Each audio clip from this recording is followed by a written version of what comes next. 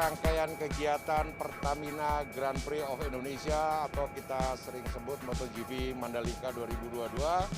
Rangkaian kegiatan dari latihan bebas sampai penentuan pole position dan race-nya utama itu hari Minggu. Maka sekarang kita dari Polda Nusa Tenggara Barat dengan Polair, kemudian juga ada Wadan Kakor, Brigjen Setio, kemudian ada Karo Binop, Kabaharkam Polri, Brigjen Maruzi.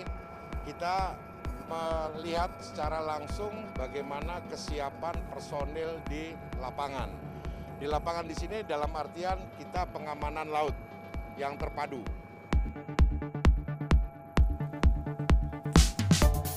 Kepolisian Daerah Nusa Tenggara Barat kerahkan personel polisi air dan udara, lakukan patroli di perairan Mandalika sehari sebelum race MotoGP Mandalika, yakni di hari Kamis, tanggal 17 Maret tahun 2022.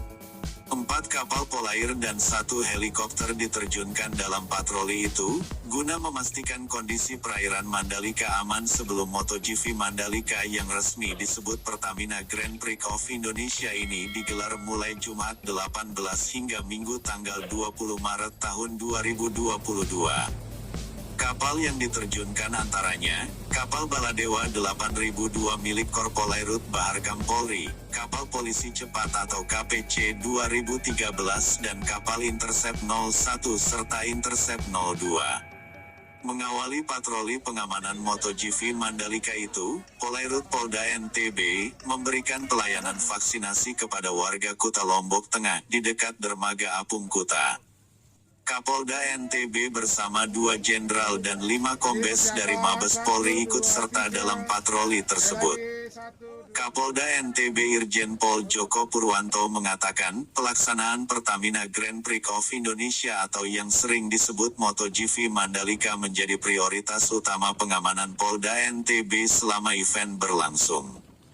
Baik saat tes lintasan, kualifikasi hingga balapan selesai, Polda NTB khususnya Polairut akan terus berpatroli untuk memastikan Pertamina Grand Prix of Indonesia berjalan lancar dan aman.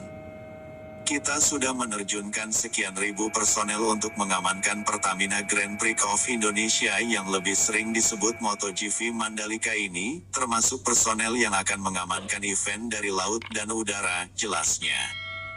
Tidak hanya perairan Mandalika saja yang menjadi fokus pengamanan laut dan udara ini, tetapi juga 5 pintu masuk juga sudah disiapkan personel dan strategi pengamanannya. Kita sudah berkali-kali menggelar latihan dan simulasi pengamanan MotoGP ini. Beberapa hari lalu kita latihan di Gili Mas, di 5 titik masuk penonton kita sudah lakukan simulasi, agar event dunia ini berjalan lancar, tandasnya. Lebih lanjut Direktur Polairut Polda NTB Kombes Pol Kobul Syahrin Ritonga menegaskan bahwa, sehari sebelum MotoGP Mandalika berlangsung pihaknya mulai meningkatkan patroli perairan agar Pertamina Grand Prix of Indonesia ini berjalan aman dan lancar. Jadi begini, ini kan kita besok sudah mulai race ya, Amin 1. Jadi kita meningkatkan patroli perairan, kemudian langsung dipimpin oleh Pak Kapolda. Jadi langkah kita melaksanakan patroli perairan ini intinya untuk memelihara keamanan ketertiban masyarakat khususnya di wilayah perairan. Ya. Kita mengetahui bahwa untuk saat ini penonton yang sudah mulai banyak datang dan rata-rata mereka juga kalau sore hari dan pagi hari itu menikmati wisata air di sini dengan berenang, ada surfing ya. Jadi ini bagian daripada kegiatan kita juga untuk mengawasi mereka. Ya, hal-hal yang menjadi potensi gangguan keamanan, ketertiban masyarakat di wilayah perairan ini menjadi tanggung jawab Polair untuk memeliharanya tersebut. Kebetulan beliau tadi berkenan untuk meninjau secara langsung sehingga beliau bisa memastikan bahwa perairan yang notabene-nya sirkuit Grand Prix Pertamina Pertamina Grand Prix of Indonesia ini benar-benar aman dari sisi lautnya karena sirkuit tersebut berada di pinggir laut. Patrolinya di titik mana saja, berapa personil, bentuk patroli seperti apa? Ya, baik, untuk personil kita dilibatkan sekitar 60 personil kita bagi terhadap 3 pantai yang ada di sini sepanjang di Kuta Mandalika. H-1, kita sudah mulai meningkatkan patroli perairan untuk memelihara Harkamtibmas saat MotoGP Mandalika berlangsung, ungkapnya. Untuk memberikan rasa aman bagi warga terlebih penonton MotoGP Mandalika, Polairut sudah menempatkan personel di 3 titik yang diprediksi akan ramai pengunjung. 3 titik tersebut yakni, di Pantai Kuta Mandalika, Pantai Seger dan Pantai Tanjungan. Di 3 titik tersebut Polairut menyiapkan pos pengamanan yang terdiri dari posko utama di Pantai Kuta Mandalika, berikutnya pos patroli pantai di Pantai Seger dan 1 pos di Tanjungan. Personel yang diterjunkan berjumlah 123 orang, terdiri dari 37 personel kapal Baladewa 8002, kapal Murai 4018 sebanyak 17 anggota, helikopter AW169 sebanyak 4 anggota dan dari Polairut Polda NTB 65 anggota. Alhamdulillah, di semua pintu masuk Lombok sejauh ini masih aman, meski jumlah pengunjung sudah mulai ada peningkatan, ujarnya. Kendati demikian, Kombes Pol Kobul bersama personelnya akan terus melakukan pemantauan untuk mengantisipasi segala kemungkinan. Sejauh ini kondisi perairan kita untuk menjelang MotoGP. Ya, jadi memang kalau titik pengamanan kita memang tambahan ya di semua pintu masuk yang jalur laut. Jadi ada 4 pelabuhan, pelabuhan Dimas, pelabuhan Lembar, pelabuhan Kayangan dan pelabuhan Labuan. Sejauh ini keadaan masih aman. Kemudian untuk penumpang yang datang ini juga masih terbilang normal. Artinya belum ada peningkatan yang signifikan.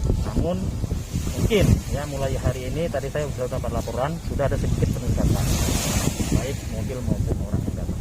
Apa saja bentuk apa yang akan diantisipasi di laut ini sebenarnya yang dikhawatirkan? Ya, gangguan Kamtibmas itu kan potensinya banyak ya di laut ya. Apalagi yang terutama terhadap datangnya dari kondisi cuaca. Ya. Jadi kita melihat tadi di situ ada camping ground yang pas di pantai ini juga menjadi potensi gangguan Kamtibmas kita ya, karena memang untuk pasang dan surut di laut ini kan kita tidak bisa prediksikan ya. Maka potensinya adalah begitu mereka tidur, kita tidak tahu pasang, namanya pasang itu kan bisa membawa orang ke laut ya. Kemudian untuk gangguan-gangguan seperti pelayaran ya, memang sejauh ini kita melihat untuk kawan-kawan kita dari Pelni, dari Baisoke itu mereka sudah menyiapkan sehingga potensi gangguannya itu dapat dikatakan kecil karena alur pelayaran itu memang sudah dibangun sedemikian rupa ya. Yang paling utama adalah potensi gangguan dari cuaca yang menyebabkan laka laut itu menjadi konsentrasi kita. Tapi kita sudah melatih waktu itu simulasikan bagaimana kalau kita menangani adanya laka laut seperti kapal tenggelam, kapal terbakar ya, kemudian bahkan ada kasus perusakan ini kita sudah simulasikan. Termasuk yang teroris juga ya, antisipasinya kita termasuk di laut teroris ini. juga kita sudah buatkan ada SOP-nya.